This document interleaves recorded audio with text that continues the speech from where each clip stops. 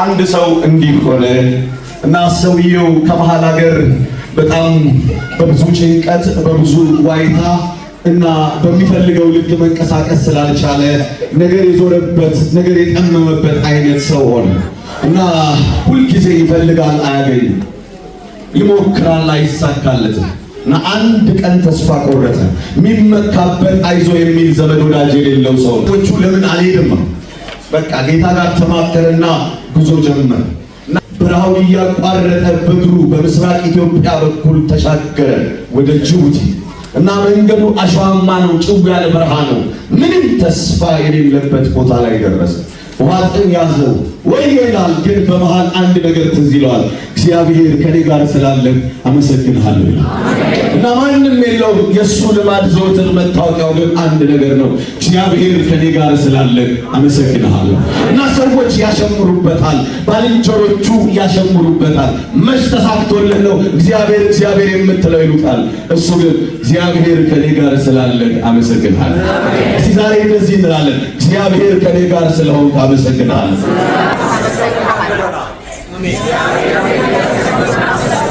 በደንብ አድርጌ ልነግራችሁ የምወደው ነገር እግዚአብሔር ከእናንተ ጋር አለ።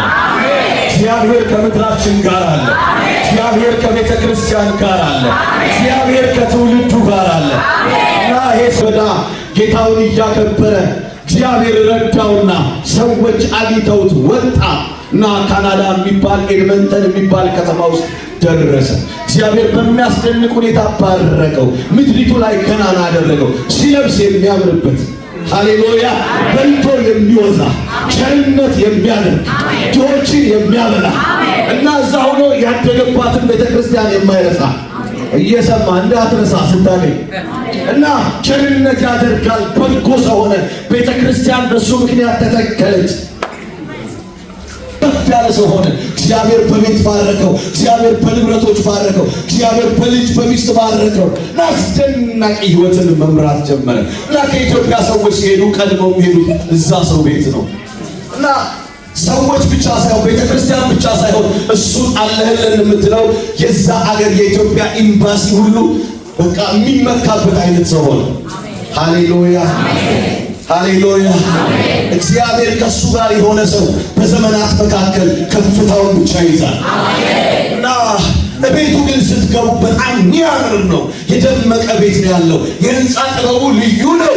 ግን ቤት ውስጥ ስትገቡ አንድ ነገር ትኩረታችሁን ይዛል እና ቤቱ በጣም ውብ ነው። በውድ ዕቃዎች ፈርኒሽ ተደርጓል እና መሃሉ ቤቱ ላይ ግን አንድ የተንጠለጠለ ነገር አለ።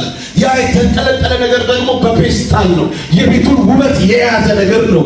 ግን ከዛ ቤት ሴንተር ላይ ተቀምጧል እና ልክ እዛ ቤት ስትገቡ ዋው ብላችሁ ጀምራችሁ ይህን ነገር ከዚህ ቢያወርድ ነው ምትሉ። ልክ ያልሆነ ቦታ ላይ ልክ ያልሆነ ነገር የሚመስል ነገር ተቀምጧል እና ሰው ሁሉ ይጠይቃል እና ሰውየው በተጠየቀ ጊዜ ደስ ይለዋል። ይህ በጣም ቤት ግሩም ነው፣ ውብ ተደርጎ ተሰርቷል። ይህ ነገር ግን ለምን እዚህ ቦታ ላይ ሆነ ይሉታል። ይገርማቸዋል ይላል ቫካስ ታካይ ሃሌሉያ። ይሄ ነገርማ ይገርምሃል። እኔ ማንም የሌለኝ ሰው በምድረ በዳ የተንከራተቱ ብቸኛ ሰው የናቀኝ ሰው የገፋኝ ሰው ነበሩ እና ይሄ የምድረ በዳው እግዚአብሔር በምድረ በዳ ያገኘ ጌታዬን ላስበው ከዚያ ከወደቅኩበት ስፍራ ላይ ጅቡቲ በረሃ ላይ ያነሳሁት አሸዋ ነው ነው እና ያንን ከዛ አምጥቼ በዘመኔ ሁሉ ጌታን ላስብበት ምክንያት ሆነኝ እና እሱን ባየው ቁጥር ትዕቢት የተሰማኝ ቀን ሙሽሽ እላለሁ። ተስፋ ያልነበረውን ሰው ተስፈኛ ያደረገ ለሌሎች ጥና ያደረገ ለሌሎች አጋዥ ያደረገ እና ያንን የረዳኝን እግዚአብሔር በቃ መርሳት አልፈልግም። የቤቴን ሴንተሩን ለሱ ሰጠሁት። አልገልጽልኝ አለ። ምስል ባስቀምጥ ስዕል ባስቀምጥ አልገልጽልኝ አለ።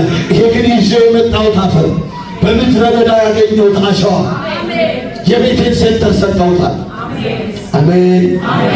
እና አንዳንድ ጊዜ ጥጋብ ሲሰማኝ መታበይ ሲጀምር ስኩራራ እሱን በተመለከትኩ ቀን ያ በምድረ በዳ ከንፈሩ ደርቆ በጣም ጠውልጎ የነበረውን ሰው እመለከተዋለሁ እና ለዚህ ያበቃ እግዚአብሔር ነው። አትታበይ እለዋለሁ። ውስጤ እገሰጽበታለሁ፣ አመሰግንበታለሁ። ወዳጆቼ ሳሙኤልም ይላል መጽሐፍ ሲናገር በብጻጻና በሸት መካከል አንድ ድንጋይ ወስዶ ተከለ። እስከ ዛሬ ድረስ እግዚአብሔር ረድቶናል ሲል አቤኔዘር አለው ይላል። እስከ መቼ ድረስ? ከጎናቸው ያለውን ሰው እስከ ዛሬ ረዳ እግዚአብሔር ነው በሉት። አይደለም ችሎታችን አይደለም ዘመዶቻችን አይደሉም የረዱ ሰዎች አቅም አይደለም እዚያ ደረሰን። ሰዎች አስጀምረውን እንኳን ጠፍተዋል። አይዞ ብለን የረሱ ሰዎች አሉ። እግዚአብሔር ግን ተከተለን። እግዚአብሔር ግን ደገፈን። እግዚአብሔር ግን አጽናና። ለሱ ስም ክብር ይሁንለት። እስቲ በደንብ ልምጣ ይቀራስ እና